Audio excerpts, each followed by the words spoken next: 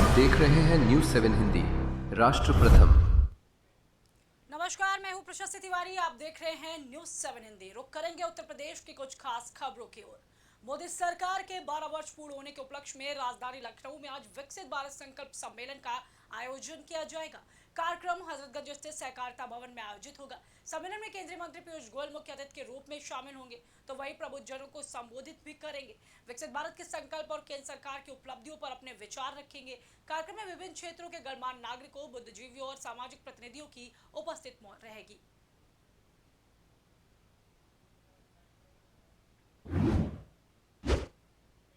उत्तर प्रदेश के मेडिकल और डेंटल कॉलेजों में धर्मांतरण रोकथाम सेल का गठन किया जाएगा। राज्यपाल आनंदीबेन पटेल के निर्देश पर यह व्यवस्था लागू की जा रही। सेल का उद्देश्य धर्मांतरण की घटनाओं पर रोक लगाने के साथ साथ कॉलेज परिसरों में संदिग्ध गतिविधियों की निगरानी करना होगा। जानकारी के अनुसार केजीएमयू में सामने आए धर्मांतरण प्रकरण को देखते हुए यह महत्वपूर्ण फैसला लिया गया है। अटल बिहारी वाजपेयी चिकित्सा विश्वविद्यालय ने इस संबंध में आदेश जारी करते हुए अपने संबंध मेडिकल और डेंटल कॉलेजों को सेल गठित करने के निर्देश दिए।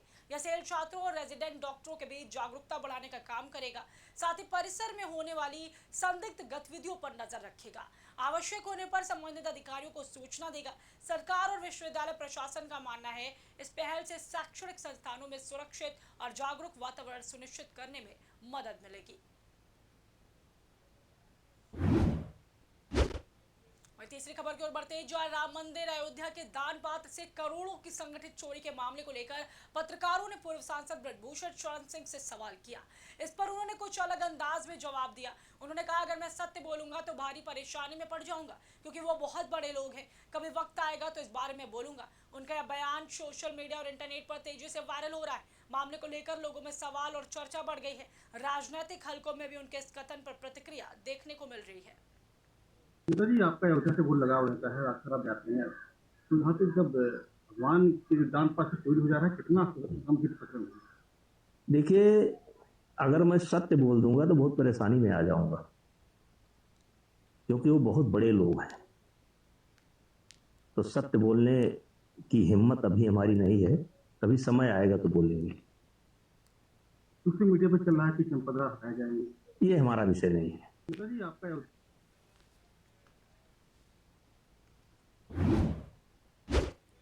आगे खबर की ओर बढ़ते हैं। जो उत्तर प्रदेश में 2017 से 2021 के बीच माफ किए गए करीब 13 लाख वाहन चालान अब फिर से सक्रिय किए जाएंगे। यह फैसला सुप्रीम कोर्ट की ओर से गंभीर अपराधों में चालानों की माफी पर चिंता जताने के बाद लिया गया है। सरकार ने एक तरफ से इन चालानों को माफ किया था, लेकिन अब परिवहन विभाग को जिम्मेदारी सौंपी गई, वह इन चालानों की समीक्षा करे, जरूरी कार्रवाई सुनिश्चित करे। इसके लिए विभाग प्रत्येक जिले में कमेटी बनाएगा। यह कमेटी 3 श्रेणियों में चालानों की जांच करेगी और गंभीर मामलों में सजा या जुर्माने का प्रस्ताव तैयार करेगी। जानकारी के अनुसार करीब 4 लाख मामलों में अब सजा या जुर्माने की संभावना है। परिवहन विभाग की यह पहल राज्य में कानून का सही पालन सुनिश्चित करने और गंभीर अपराधों पर नियंत्रण रखने के उद्देश्य से की जा रही है।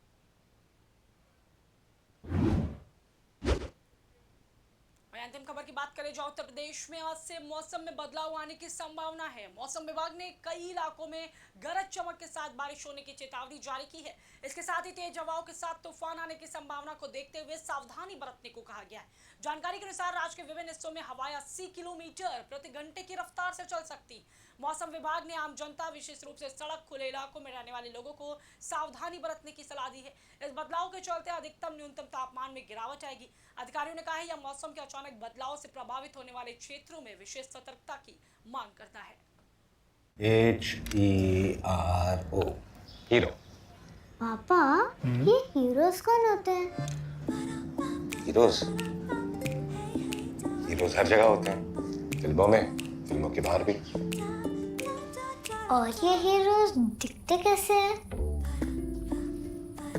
हीरोज सबसे अलग होते हैं, लेकिन अलग दिखते नहीं।